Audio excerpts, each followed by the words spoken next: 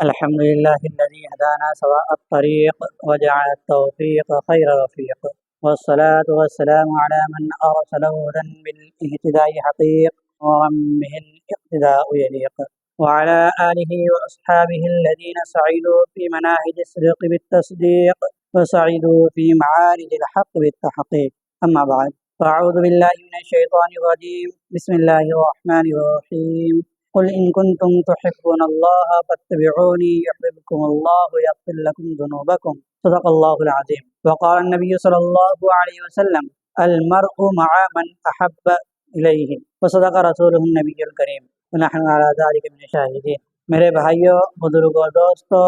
اللہ تبارک و تعالی نے ہمیں اشرف المخلوقات بنایا ہے، اور اللہ تبارک و تعالی نے اشرف المخلوقات جو ہمیں لقب دیا ہے، تو یہ اس ہمارے عقل کی بنیاد پر ہے کہ اللہ تبارک و تعالی نے دیگر جانداروں کے مقابلے میں انسان میں غیر معمولی عقل دی ہے، کہ جس عقل کی بنا پر انسان صحیح اور غلط کے اندر فیصلے کر پاتا ہے، اور اپنی عقل ہی کی بنیاد پر انسان تمام چیزوں کو مسخر کرتا ہے، اپنے قابو میں کرتا ہے۔ دنیا میں انسان کے مقابلے میں طرح طرح کی مخلوق ہے جو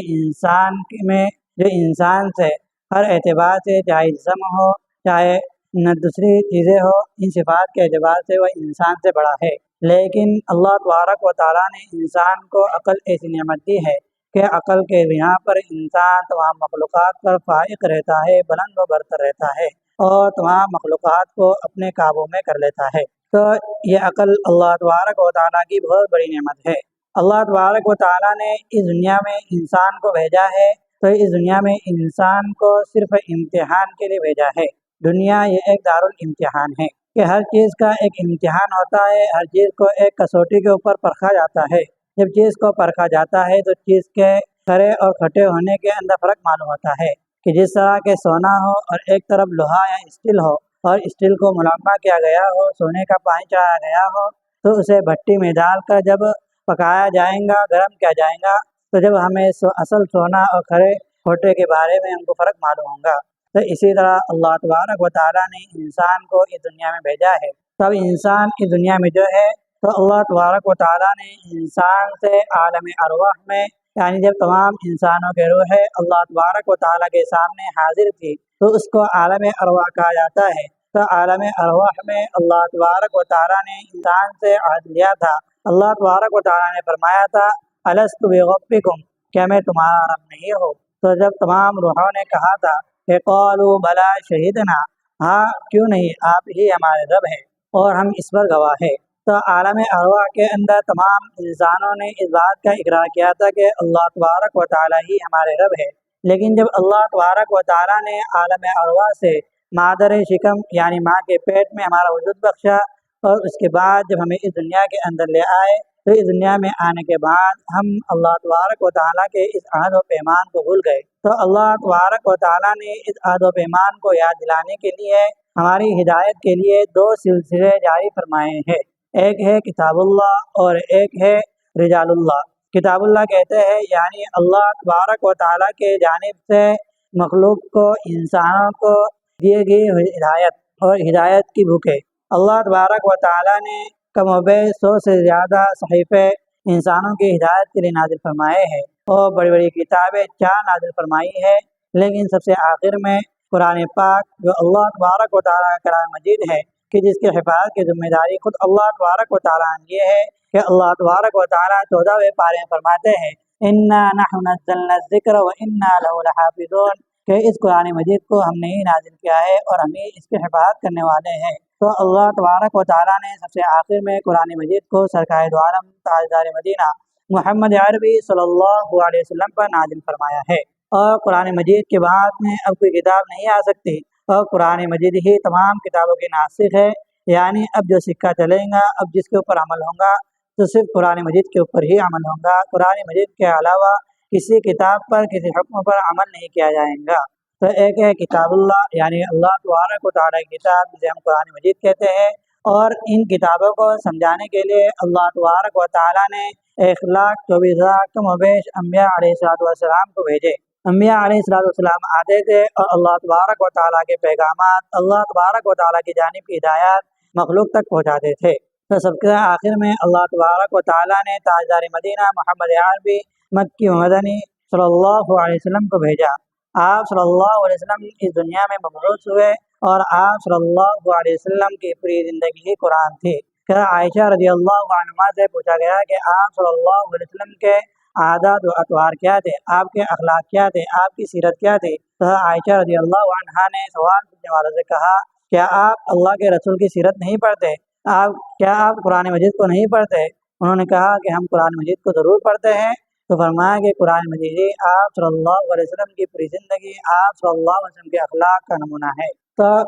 آپ صلی اللہ علیہ وسلم کے بارے میں اللہ تبارک و تعالیٰ نے یہاں تک فرما دیا کہ وما ينطق عن الهوى ان هو الا وحی یوحی، کہ آپ صلی اللہ علیہ وسلم کچھ نہیں کہتے بلکہ آپ صلی اللہ علیہ وسلم جو کچھ کہتے ہیں تو وحی کی روشنی میں، یعنی اللہ تبارک و تعالیٰ کی منشا کے مطابق کہتے ہیں، اپنی طرف سے کچھ نہیں کہتے۔ تو اللہ تبارک و تعالیٰ نے ہم انسانوں کی ہدایت کے لیے، ہم انسانوں کو صحیح راہ پر لانے کے لیے، اور آخرت میں جو ہمارا امتحان ہونے والا ہے اس امتحان میں ہمیں کامیابی کے لیے اللہ تبارک و تعالیٰ نے رسول اور پیغمبر اور کتاب قرآن مجید کو بھیجا ہے۔ اب اگر ہم قرآن مجید کے اوپر عمل کریں گے، اللہ تبارک و تعالیٰ کو مانیں گے تو جبھی ہم کامیاب ہیں۔ اگر ہم اللہ تبارک و تعالیٰ کو نہیں مانیں گے، قرآن مجید کو نہیں مانیں گے تو ہم کامیاب نہیں بلکہ ناکام ہوں گے۔ اب جو ہے تو کامیاب جو لوگ ہونے والے ہیں تو ان کی علامت کیا ہے؟ اور اللہ اور اس کے رسول کے پر ایمان لانے کے ساتھ ساتھ ہم جو اللہ تبارک و تعالیٰ نے اللہ کے رسول کے ساتھ جو چیزیں نازل فرمائی ہے، جو چیزیں دے کر بھیجا ہے، ان چیزوں پر ایمان لائے۔ اگر ہم ان چیزوں پر ایمان لاتے ہیں تو ہم ایمان والے ہیں، اگر ہم ان چیزوں پر ایمان نہیں لاتے تو گویا کہ ہم ایمان والے نہیں ہیں۔ اور ساتھ ہی اللہ تبارک و تعالیٰ سے ہمیں محبت کرنا ہے کہ جب ہم اللہ تبارک و تعالیٰ سے محبت کریں گے تو جبھی ہم اللہ تبارک و تعالیٰ کی فرمانبرداری کرنے والے اور اللہ تبارک و تعالیٰ پر صحیح معنی میں ایمان رکھنے والے بنیں گے۔ تو اب قرآن مجید کے تیسرے پارے کے اندر اللہ تبارک و تعالیٰ نے فرمایا کہ قل ان کنتم تحبون اللہ فاتبعونی یحببکم اللہ یغفر لکم ذنوبکم، کہ اس آیت کے اندر اللہ تبارک و تعالیٰ فرما رہے ہیں کہ اے نبی محمد صلی اللہ علیہ وسلم، آپ فرما دیجئے، آپ میرا پیغام امتیوں تک، مسلمانوں تک پہنچا دیجئے کہ قل ان کنتم تحبون اللہ، کہ تم اگر اللہ تبارک و تعالیٰ سے محبت کرتے ہو تو فاتبعونی یحببکم اللہ یغفر لکم ذنوبکم، کہ تم میری اطاعت کرو۔ یعنی اگر ہم اللہ تبارک و تعالیٰ سے محبت کرتے ہیں تو یہ ہے کہ ہم اللہ کے رسول صلی اللہ علیہ وسلم کی فرمانبرداری کرنا پڑیں گے، آپ صلی اللہ علیہ وسلم کے طریقے پر چلنا پڑے گا، اور آپ صلی اللہ علیہ وسلم کی ہم اتباع کریں گے، پیروی کریں گے، تو جب ہی اللہ تبارک و تعالیٰ ہم سے محبت رکھیں گے، اور آپ صلی اللہ علیہ وسلم سے ہم محبت رکھیں گے اور آپ کی پیروی کریں گے تو جب ہی ہمارے گناہوں کی بخشش اور مغفرت ہوں گی۔ کہ اللہ تبارک و تعالیٰ نے اس آیت کریمہ میں فرمایا ہے کہ قل ان کنتم تحبون اللہ فاتبعونی یحببکم اللہ ویغفر لکم ذنوبکم، یحببکم اللہ،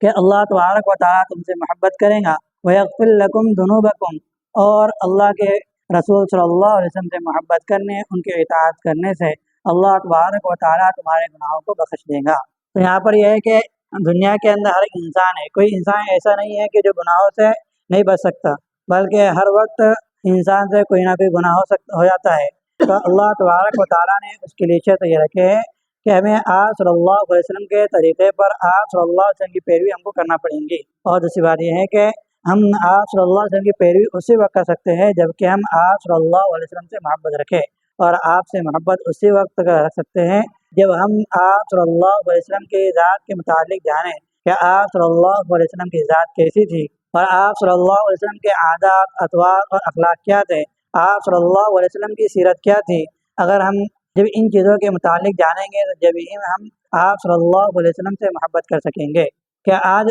کوئی شخص کسی کرکٹر سے یا کسی ایکٹر سے کسی کو محبت ہوتی ہے تو وہ اس کا بایو ڈیٹا جانتا ہے کہ اس کا بایو ڈیٹا کیا ہے، اور یہ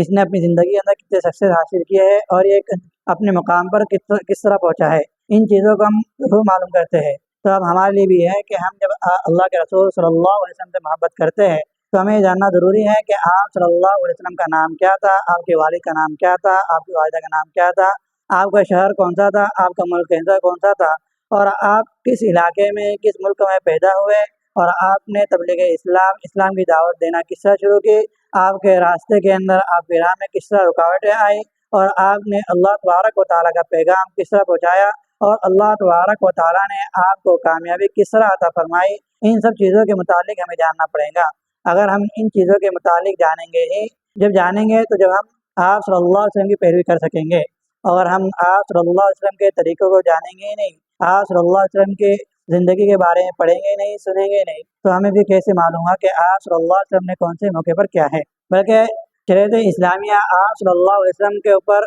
حجۃ الوداع میں، جب آپ صلی اللہ علیہ وسلم نے جو حج کیا تھا، حج کے موقع پر 9 ذی الحجہ کو عرفات کے میدان میں اللہ تبارک و تعالیٰ نے آپ پر ایک آیت نازل فرمائی، الیوم اکملت لکم دینکم واتممت علیکم نعمتی ورضیت لکم الاسلام دینا، کہ آج اللہ تبارک و تعالیٰ نے اپنی نعمت مسلمانوں پر مکمل کر لی ہے، تام کر لی ہے، یعنی دین اسلام کو اللہ تبارک و تعالیٰ نے مکمل کر لیا ہے، یہ دین اب مکمل ہے، اس کے اندر کوئی کمی نہیں ہے اور نہ اس کے اندر کسی اضافے کا گنجائش اور شبہ ہے۔ پھر آگے اللہ تبارک و تعالیٰ فرمایا ورضیت لکم الاسلام دینا، اور میں مسلمانوں کے لیے اسلام کو بطور دین کے راضی ہو گیا۔ تو اب اسلام یہ ایک ایسا وسیع ہے کہ اسلام نے ہر ایک طرح سکھایا ہے کہ بچے کی پیدائش سے لے کے آدمی کے قبر میں جانے تک، اور اسی طرح کہ ہر ایک چیز تک نہ آپ صلی اللہ علیہ وسلم کی زندگی کے اندر ہم کو رہنمائی ملیں گی کہ جب بچہ پیدا ہو تو اسے کان میں اذان دی جائے، اور اسی طرح بچے کا اچھا نام رکھا جائے، بچے کی اچھی تربیت کی جائے، اور پھر اس کے ساتھ ساتھ بچے کے بڑے پن میں اس کو اخلاق کس طرح سکھایا جائے اور اس کی دینی رہنمائی کس طرح کی جائے، اور یہاں تک کہ مرنے کے بعد کہ بچے کو یہ مردے کو کس طرح غسل دیا جائے اور اس کو کس طرح قبرستان لیا جائے اور قبر میں کس طرح دفن کیا جائے۔ تو یہ ہے کہ زندگی کی پہلی سانس سے لے کر آخری سانس تک ہر ایک چیز کی رہنمائی آپ صلی اللہ علیہ وسلم کی زندگی میں قرآن و حدیث کے اندر ہمیں ملیں گی۔ اس کے لیے ہم کو چاہیے کہ ہم آپ صلی اللہ علیہ وسلم کی زندگی کو پڑھیں، سنیں اور سمجھیں۔ اگر ہم پڑھیں گے اور سنیں گے تو جبھی ہم آپ صلی اللہ علیہ وسلم کے طریقے کو اپنی زندگی کے اندر لا سکیں گے۔ اگر ہم آپ صلی اللہ علیہ وسلم کے طریقے کو زندگی کے اندر لائیں گے تو جبھی ہم کامیاب ہیں، اور اگر آپ صلی اللہ علیہ وسلم کے طریقے ہماری زندگی میں نہیں ہوں گے تو ہم کامیاب نہیں ہوں گے۔ تو اس لیے ہمیں چاہیے کہ ہم آپ صلی اللہ آج سے ہم یہ عہد کریں کہ ہماری زندگی کا ہر ایک لمحہ، ہماری زندگی کا ہر ایک کام آپ صلی اللہ علیہ وسلم کے زندگی کے مطابق ہوں گا۔ اور میں نے آپ حضرات کے سامنے خطبے کے اندر ایک حدیث پڑھی ہے جس میں آپ صلی اللہ علیہ وسلم فرماتے ہیں کہ المرء مع من احب، کہ آدمی قیامت کے دن اسی کے ساتھ میں ہوں گا کہ جس سے محبت کرتا ہے۔ اگر ہمیں آپ صلی اللہ علیہ وسلم سے سچی محبت ہوں گی تو ہمارا شمار بھی آپ صلی اللہ علیہ وسلم کے ساتھ ہوگا، ہمارا حشر بھی آپ صلی اللہ علیہ وسلم کے ساتھ اور آپ کے غلام صحابہ رضی اللہ علیہ اجمعین کے ساتھ ہوں گا۔ ہمیں اگر آپ کے غلاموں کے غلام کا ساتھ مل جائے تو یہ ہماری خوش نصیبی کی بات ہے، ہماری کامیابی کی بات ہے۔ لیکن اگر ہم دنیا کے ایکٹروں اور دنیا کے لوگوں سے محبت کریں، ان کو آئیڈل بنائے، ان کے طریقوں کو فالو کرے، تو پھر ہمارا حشر ان کے ساتھ میں ہوگا اور یہ ہماری ناکامیابی اور ہماری آخرت کی بربادی کا سبب ہے۔ تو اس لیے چاہیے کہ ہمیں اگر آخرت سنوارنا ہے، آخرت کو کامیاب بنانا ہے، تو آپ صلی اللہ علیہ وسلم کے طریقوں کو فالو کرنا پڑے گا اور آپ سے محبت کرنا پڑیں گی۔ پھر جب ہم آپ سے محبت کریں گے تو پھر ہم اس قول کے مصداق بنیں گے کہ المرء مع من احب، کہ آدمی کا حشر آخرت میں اسی کے ساتھ ہوگا جس سے وہ محبت کرتا ہے۔ اللہ تبارک و تعالی ہمیں آپ صلی اللہ علیہ وسلم سے سچا پکا عشق عطا فرمائے اور ہمیں آپ صلی اللہ علیہ وسلم کا سچا پکا امتی بنائے، اور آپ صلی اللہ علیہ وسلم خاتم النبیین ہے، اور آپ کا جو مشن ہے اس مشن کو، اس طریقے کو ہمیں قیامت تک اس مشن پر چلنے والا بنائے، اور اللہ تبارک و تعالی ہمارا خاتمہ ایمان پر فرمائے۔ وآخر دعوانا الحمد للہ رب العالمین۔